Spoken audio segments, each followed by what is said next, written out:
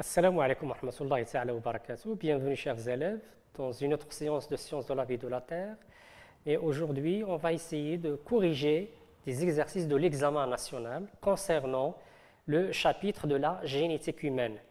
Pour les élèves, donc ce cours fait partie du programme de sciences de la vie de la Terre pour la section sciences expérimentales, option sciences de la vie de la Terre, et aussi dans le programme de sciences de la vie de la Terre, de la section sciences mathématiques, option A.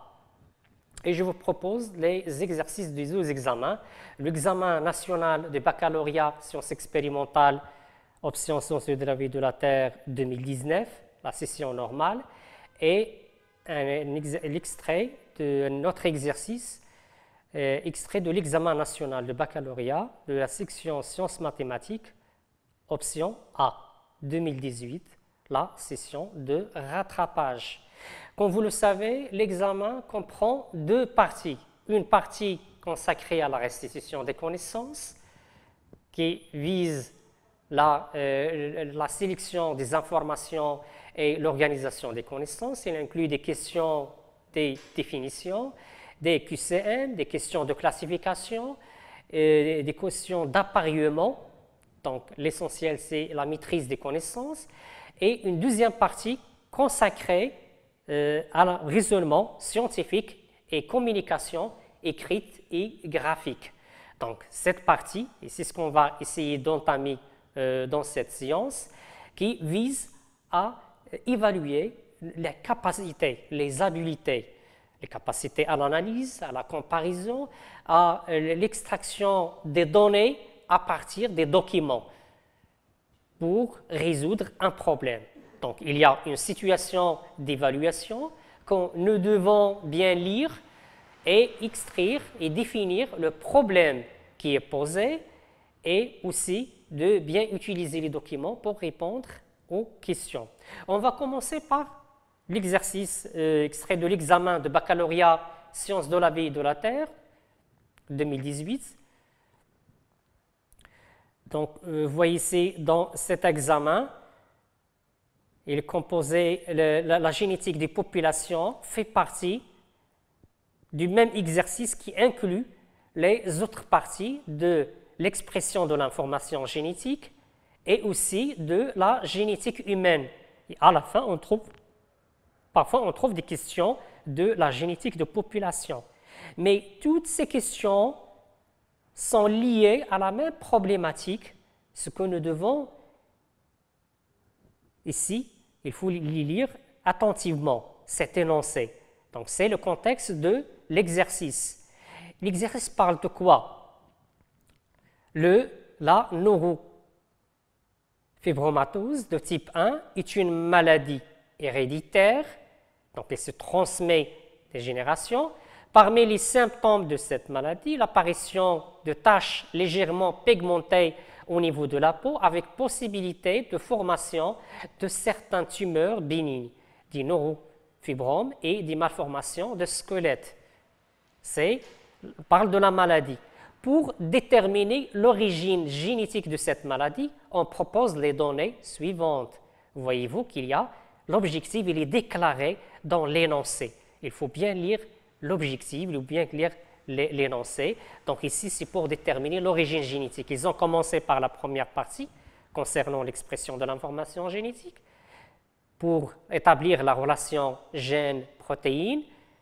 Aussi, la transmission par l'analyse de l'arbre généalogique, transmission à travers les générations. Et à la fin, il y a la partie consacrée à la génétique calculée qui est liée à la génétique de population.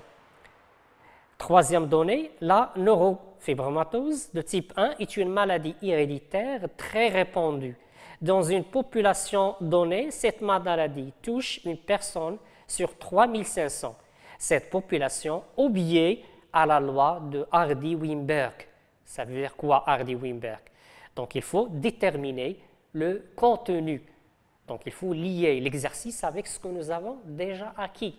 Donc, il y a en relation quoi? En relation avec la génétique, le cours de la génétique de population. Et on se souvient bien le cours, les contenus de cette partie en relation. La loi de Hardy-Weinberg et les relations P carré, 2PQ, Q carré. Ce qui est demandé ici, l'exercice, calculer la fréquence de l'allèle responsable de la maladie et celle de l'allèle normal. B. Calculer la fréquence des individus homozygotes. Et il nous donne se contenter de 2 chiffres après la virgule dans les applications numériques. Lorsqu'il y a des valeurs, on peut se contenter seulement de 2 chiffres après la virgule. Donc, pour calculer la fréquence de l'allèle responsable de la maladie et celle de l'allèle normal. Donc, l'allèle responsable de la maladie, ici, c'est je dois connaître est-ce qu'il est dominant ou récessif, est-ce qu'il est porté par un chromosome sexuel ou non. Et vu que cette partie il est liée aux parties précédentes, on revient sur qu'on a déjà répondu ici. Ici, on trouve que la maladie entamée ici, donc il est dominant.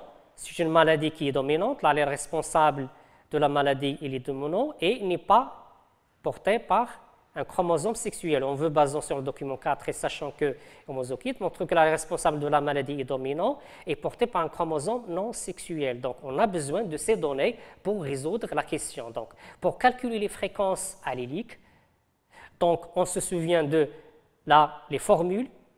On a vu, on a la loi de Hardy-Weinberg. Donc, on a ici grand M, grand M. Donc, vu que la maladie est le dominant, donc, on utilise le signe grand M. Et pour l'allèle normal, petit m. Grand M, donc P carré. Grand M, petit m, 2PQ. Et petit m, Q carré. On veut calculer les fréquences alléliques. Qu'est-ce qu'on utilise? Donc, on a pour le phénotype grand M égal à quoi? Donc, le phénotype grand M, c'est la somme de ces 2 fréquences. C'est la fréquence de génotype grand M, plus la fréquence de génotype grand M, petit m. C'est-à-dire la somme, c'est P carré plus 2PQ. Égal à quoi? Égal, je reviens à l'exercice qu'il donne ici. Dans l'énoncé, ce qu'il y a sur 3500.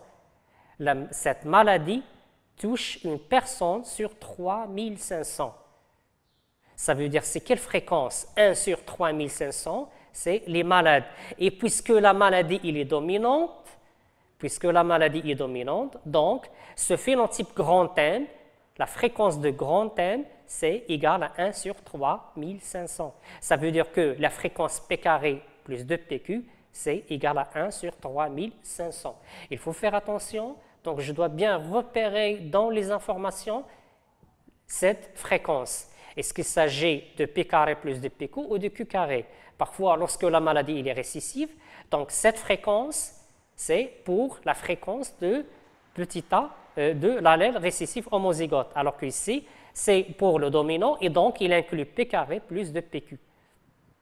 Après, donc on dit que la fréquence, ce qu'il reste de phénotype petit m, égale la fréquence de génotype petit m, égale à Q carré.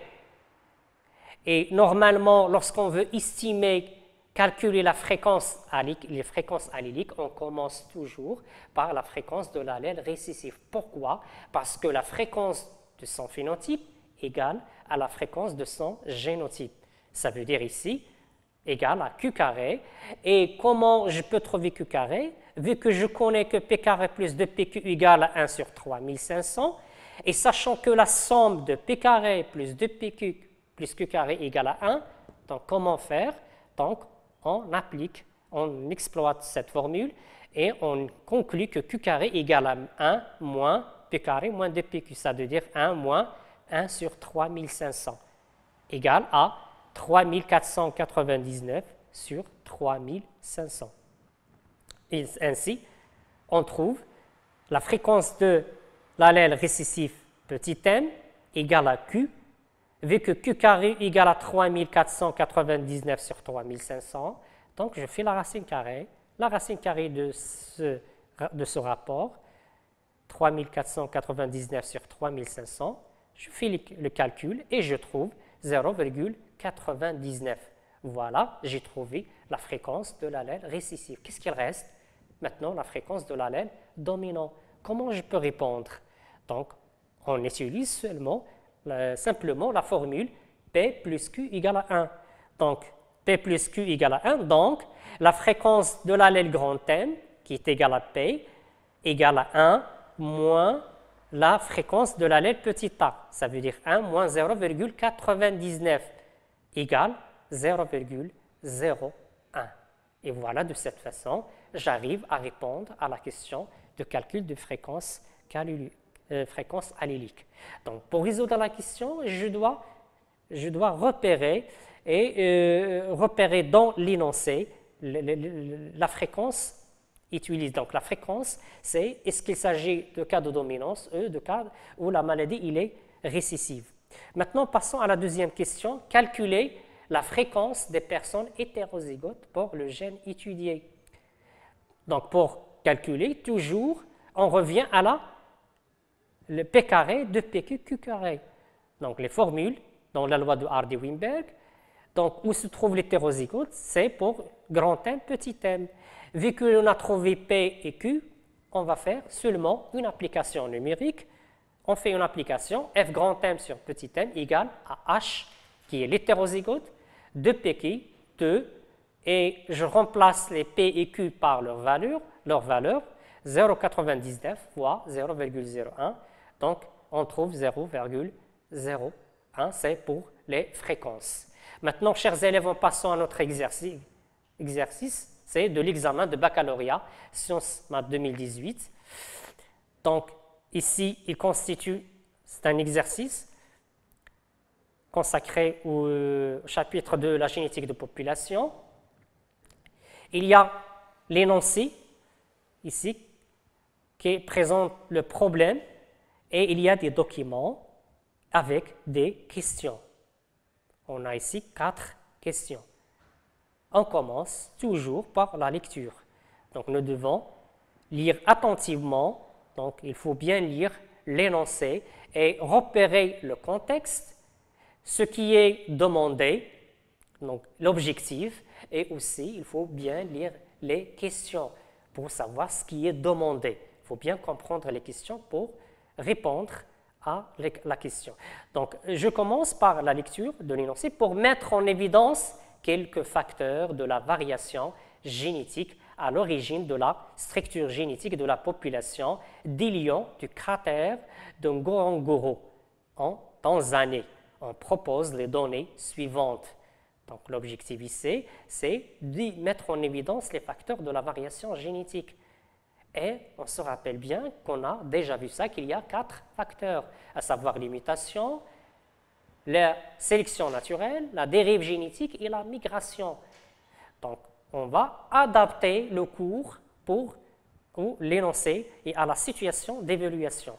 Donc, on continue la lecture. Actuellement, en Tanzanie, on distingue 2 populations de lions. La population P1 du parc Serengeti, c'est le parc constitué de 2000 individus, et la population P2 du cratère de Ngorongoro, constituée d'un nombre restreint d'individus. La population P2 est issue de la population P1. Voyez-vous bien que cette population, elle dérive, donc elle vient de la population P1. En 1962, la population P2 a été soumise à un goulot d'étranglement. Et rappelez-vous, on a déjà vu goulot d'étranglement, un isolement, un échantillon, donc une réduction du nombre de la population. Les lions de cratère de Ngorongoro ont subi d'énormes pertes causées par une épidémie due à une mouche piqueuse. Seulement 11 lions ont survécu, 7 mâles et 4 femelles. Donc, voyez-vous, je lis attentivement. Je vois que la population, d'une grande population, je passe à une petite population de faible nombre, qui constitue de 7 mâles et 4 femelles. Ces lions survivants se sont reproduits exclusivement entre eux. La population a retrouvé son effectif initial, 80 individus. L'histogramme figure 2 du document 2 représente l'évolution du nombre de lions du cratère après l'épidémie de 1962. La plupart des lions actuels descendent de cette évolution. Donc, cet échantillon a évolué vers une grande population. Donc, après, il nous donne la figure 1, il nous donne un schéma c'est le modèle de goulot d'étranglement que je vais exploiter pour répondre à la question. Et la deuxième figure, c'est l'histogramme avec les années et présente aussi les nombres d'individus, l'évolution du nombre d'individus après l'isolement de la population. Donc la question ici, en exploitant les données précédentes et l'histogramme de document 2, la première question, décrire l'évolution dans le temps du nombre global d'individus de la population P2. Deuxièmement, déterminer l'année où la population a retrouvé son effectif initial d'avant l'épidémie et expliquer ce retour à l'état initial. Comment peut-on expliquer qu'il reprend son état initial? À partir de 1990, des chercheurs ont étudié les fréquences des allèles de deux gènes, grand A et grand B, chez les deux populations, P1 et P2 de Lyon. Les résultats de cette étude sont résumés dans le tableau suivant. Maintenant, on passe à l'échelle génétique. Que se passe-t-il au niveau des gènes?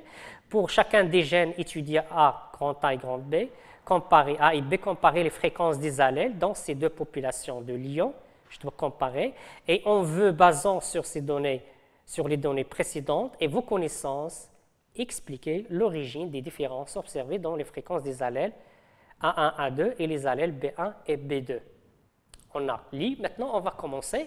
Donc, commence par la première question. Décrivez l'évolution dans le temps du nombre global d'individus de la population P2. Donc, ce qui est demandé ici, c'est la description. C'est-à-dire, je dois description à partir de l'histogramme que vous voyez ici, qui présente les années. Donc, pour chaque année, on voit qu'il y a l'évolution du nombre.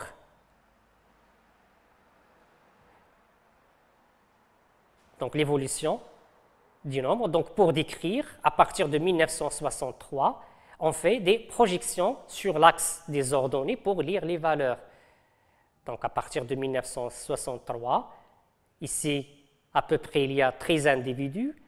Et puis, on observe qu'il y a une augmentation. Donc, lorsqu'il est demandé de décrire, donc la réponse sera, est-ce qu'il y a une diminution? Est-ce qu'il y a une augmentation? Est-ce qu'il y a une stabilité? On peut dire qu'il y a une stabilité vis-à-vis le phénomène étudié qui est représenté dans l'axe des ordonnées.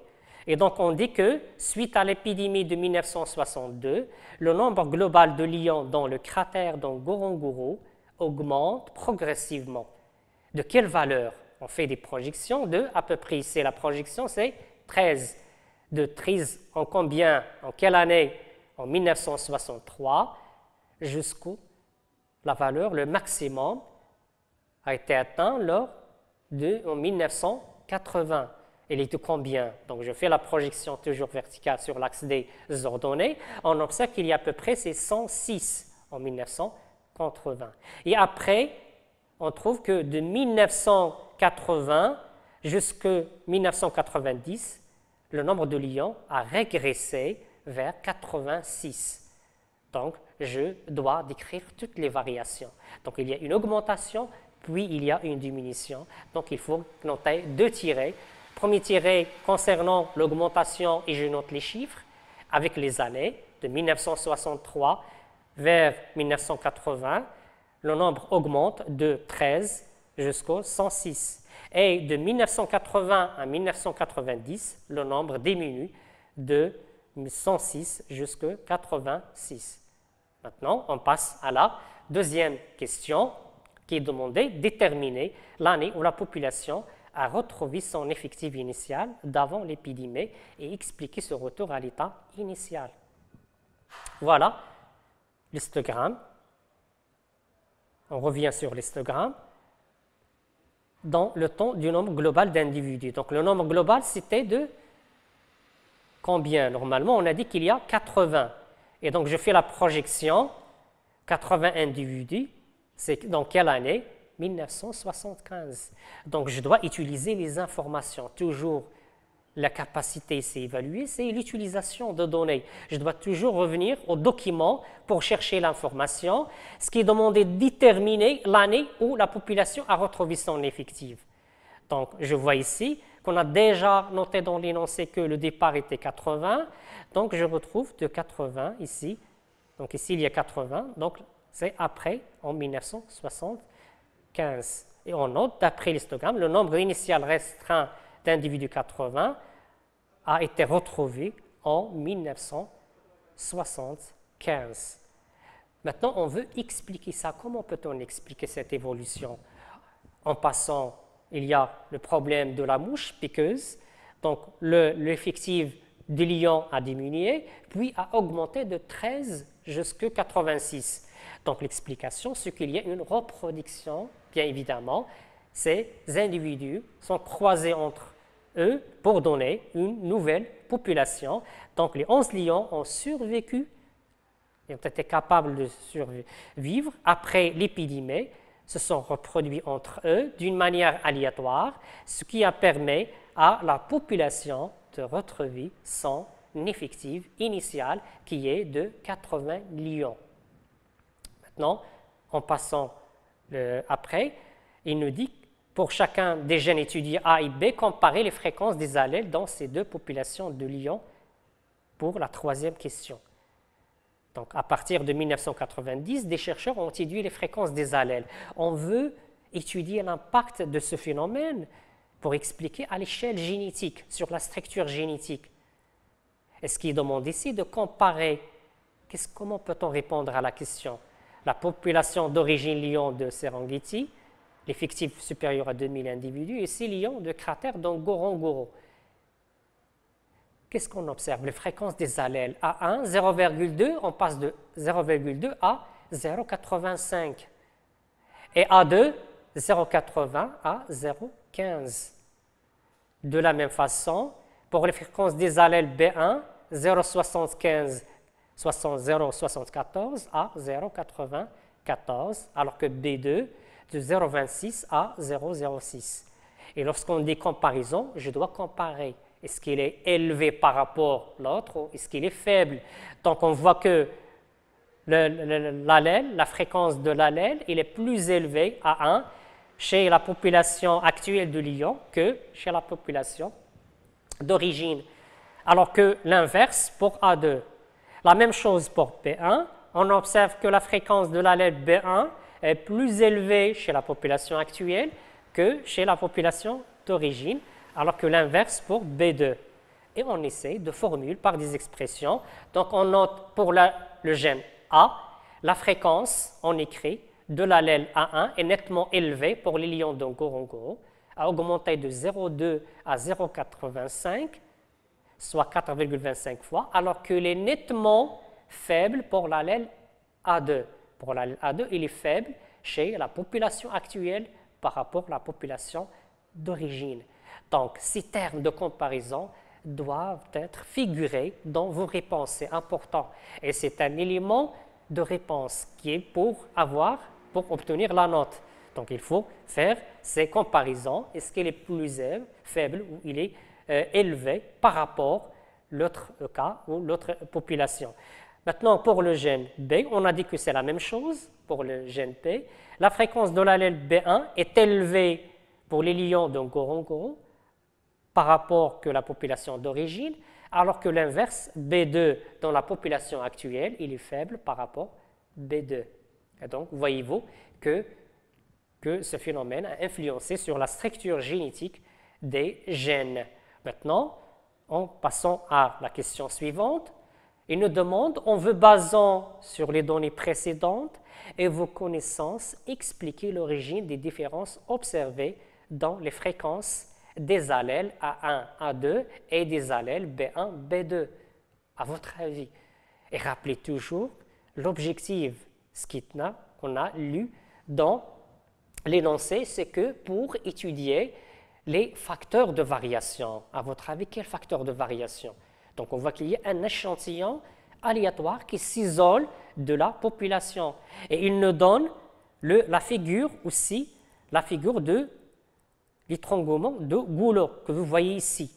qui nous permet d'expliquer. Donc, population peut trouver occasionnellement des périodes durant lesquelles seul un petit nombre d'individus survit. Il produit un goulot. Donc, à partir de la population, vu le problème, par exemple, dans notre cas ici, la mouche piqueuse, donc la mort de plusieurs individus, donc il note une réduction de nombre d'individus de cette population. Après, que se passe-t-il? Ces individus vont se survivre et aussi se reproduire pour donner une autre population.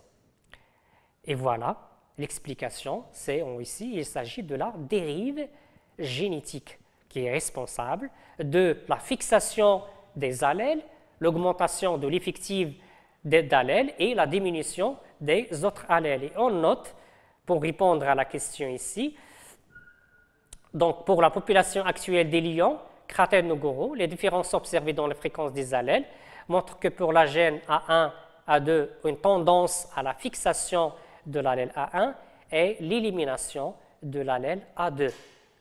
Donc fixation d'un allèle et l'élimination de l'autre allèle. Aussi pour l'allèle B, le gène B, donc l'allèle B1 il est fixé, il augmente de fréquence et l'allèle B2 diminue. Donc il tend à être éliminé. Donc cette population issue d'une reproduction sexuelle entre les survivants. Donc l'explication, c'est que cet échantillon qui s'isole de la population d'origine, donc vu le problème de la mouche piqueuse, vont survivre et se reproduisent, ce qui leur permet de donner une nouvelle génération. On parle ici d'un échantillonnage aléatoire des gamètes. Vu ce problème, donc ce problème qui ici la mouche piqueuse et a subi ce qu'on appelle le mot-clé ici, donc c'est important à signaler, c'est la dérive génétique.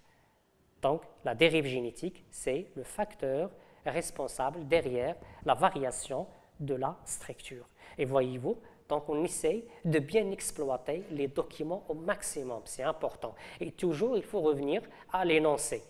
La consultation des cours, il est important, donc il faut adapter le cours, ce n'est pas réciter le cours. Donc adapter le cours et essayer de répondre à la consigne aux questions posées et aussi en fonction de la problématique qui est déjà posée, l'objectif qui est signalé au début de l'exercice. Chers élèves, on arrive à la fin de cette séance et je vous souhaite bonne chance et merci pour votre attention.